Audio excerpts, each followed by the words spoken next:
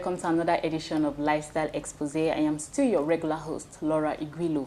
Today on the show, we have a scriptwriter, a producer, a director, an editor. In fact, pick up anything you want to know in the Nigerian movie industry. Please welcome with me, Eric Aghimien. Yeah. I needed revenge. Help me get it. Shoot him. What? Shoot him. Right. You're welcome to the show. Thank you. I'm so pleased to have you today. Yeah.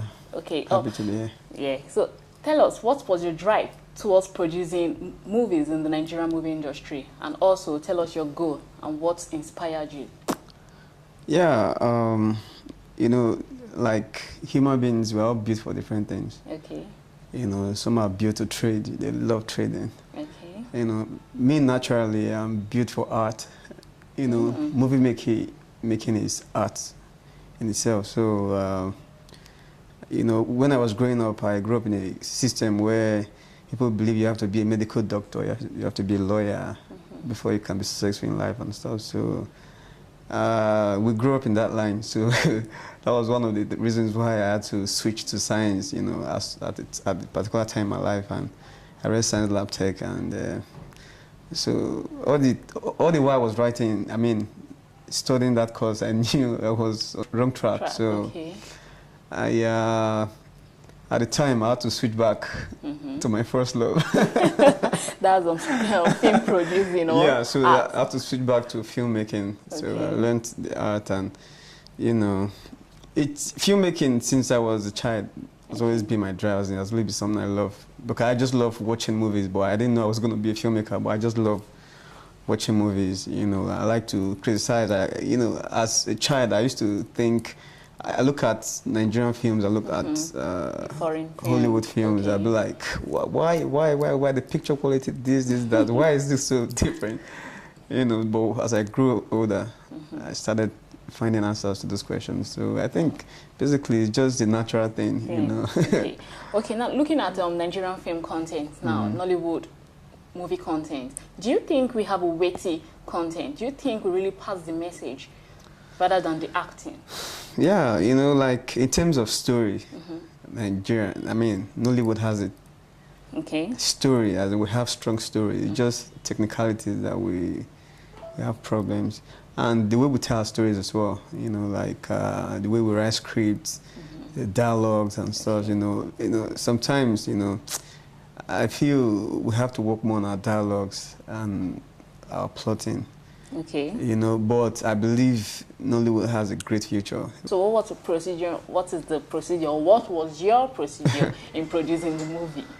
Okay. I like that question. I was thinking, I like this question. Basically, you know, when I decided I was going to make a film, Okay. I didn't want to make A Man From Home as my first film. In fact, A Man From Home was not in my list at all. Okay. It was not anywhere near my list, you know. Took my freedom.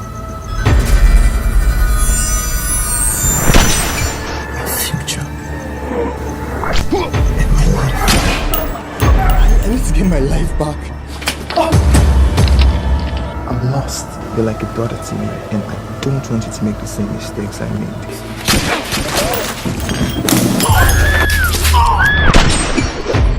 All the movies I had, you know, I'm a realistic person, so I knew it would cost me more and it would be very, very difficult and challenging for me to make at the time. So I had to write something. I had to think of something that I can write that I'll be able to, you know, carry the budget. You know, I mean, provide the money or raise the money, the fund for. So that was how A Man From Home came to be. You know, I had to write something that I can bring a couple of young people together, you know, to take a realistic story So that was what gave birth to Mine from Home. So that was basically the step I took. So you didn't really have to start with a big budget producing such a movie? Yeah. Something I can easily finance. So. Yeah, that was a great one because I saw one of your actors, Tedela, coming out as one of the best actor at the African Magic Viewers Choice Award, and also 3 nominations from your movie. Can you please tell us more about it, and also from the AMA Awards? I feel great, you know.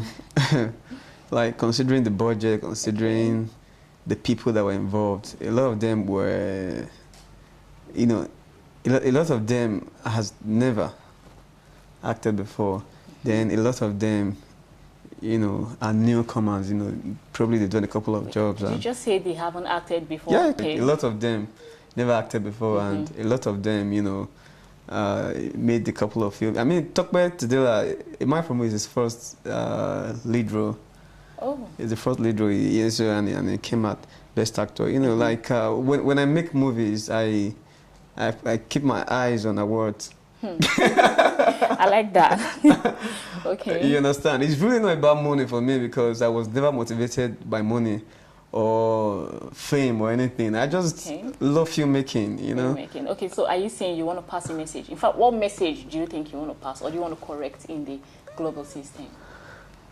Man, I think the thing is, you know, you tell stories to educate people, to pass some kind of information, to entertain as well. Okay. So in the process of entertaining, you pass some, you know, you put some good moral value, you know, in the story that'll teach somebody out there one thing or the other. If you watch Mine from Home, you know, it teaches that revenge is not a good thing. Okay. Joining bad gangs and cultism are not good for you. They're going to kill your dream, kill your career, destroy everything you intend to build in life or whatever you want to become. So it has, you know, it teaches and it entertains, you know, basically. It passes a lot of moral lessons. Moral lessons, really, for it to come out as on 3 nominations, and the actor really did their own part well. But how viable was this movie? How profitable was it? Ah, man, the profit aspect. Man, I think we had issues. We have issues with cinema screenings and stuff. You know, cinema thing was an issue. You know, but it just deprived people, our audience, of seeing the movies. You know, many people wanted to see it in cinema, but they couldn't because some people were monopolizing the whole system of screening in Nigeria. So it affected the Mine from Home a great deal, you know. But I'm glad that people are beginning to see it. Maybe in a few days from now, it will be on the internet. I mean, on Dubox. Okay. And it's on DSTV box office, but not everybody can access that because people don't have the Explorer. Okay. It's not individual. Has it been premiered? Yeah, it's been premiered. It was premiered in Silverbird. Okay, Silverbird Cinemas, Cinemas. Okay, well, we all know the ongoing crisis going on in this nation, of course, and the past one. Not because of the Boko Haram stuff, we have to forget the Ijaw crisis and a lot of crises. But no one is trying to tell us a story about this. Instead, we have some movies that don't really pass relevant messages. Have anybody, like in the Nigerian movie industry, producers are supposed to come together to tell us a story about what is happening, because a lot of people are not aware about this. Yeah, seriously, you know, like talking about the real thing really happening in Nigeria right now, especially that affects security. Yeah. You know, personally, there's a movie I just finished shooting in Calabar. I directed a movie that is a true life story that talked about the militancy and some political things in Niger Delta, and it's going to be action as well. That aside, there's still, you know, like for the other Boko Haram thing you talk about, I have a story on that. Okay. But I decided not to do anything about it yet because, you know, I think some people advised me that it was too early, you know, to do that because of the nature of what's still going on right now. So I reasoned with them and I decided to keep it in the cooler for now. Yeah, because that really bothers a lot of people. Like, why instead of producing a film that just only entertains the audience, why can't you just do something that everybody will sit down and like, wow, is this really happening in this country? Yeah. Do you understand? And of course, if there's some rush production happening in Nollywood, you just see a movie produced in less than 1 month without even no impact and nothing. Less than 2 weeks, a week. Yes, less than a week, people make without passing any message. Yeah. So what do you think? How do you think this could be tackled?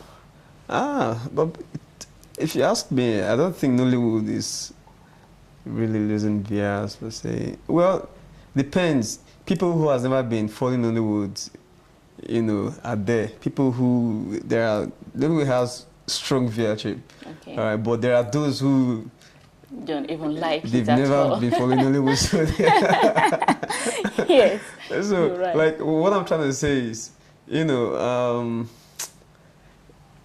movie making you need time, especially when you are doing technical movies, as in some movies that require some technicalities like visual effect and good special effects, and so you need time to really tell the story well.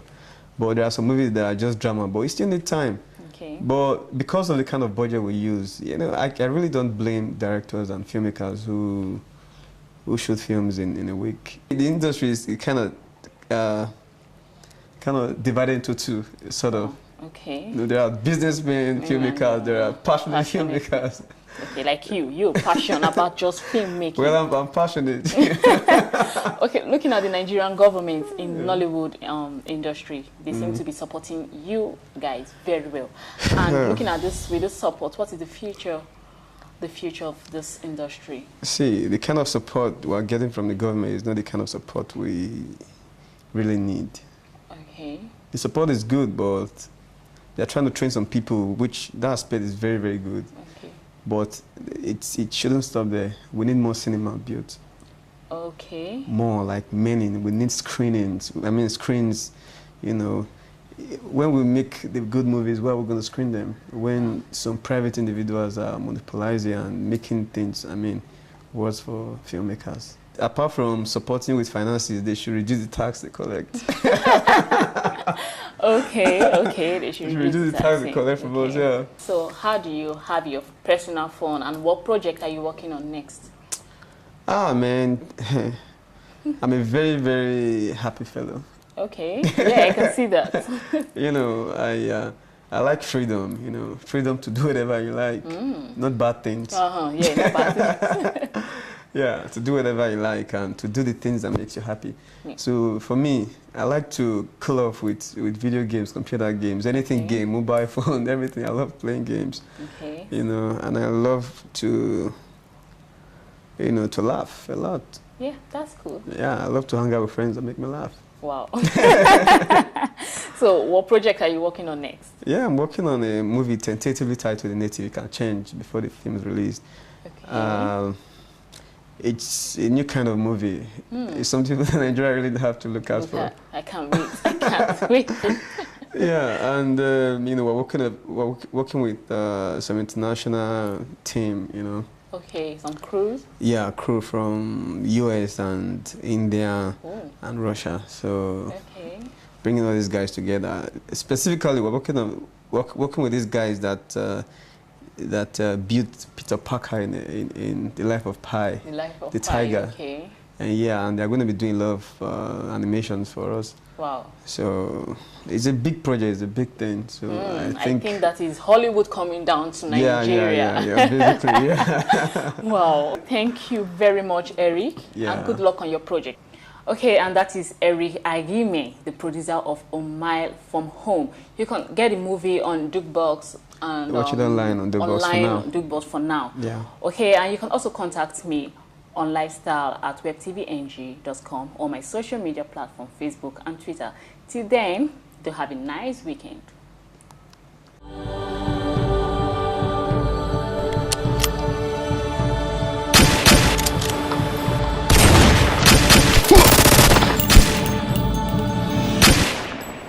Are you going home?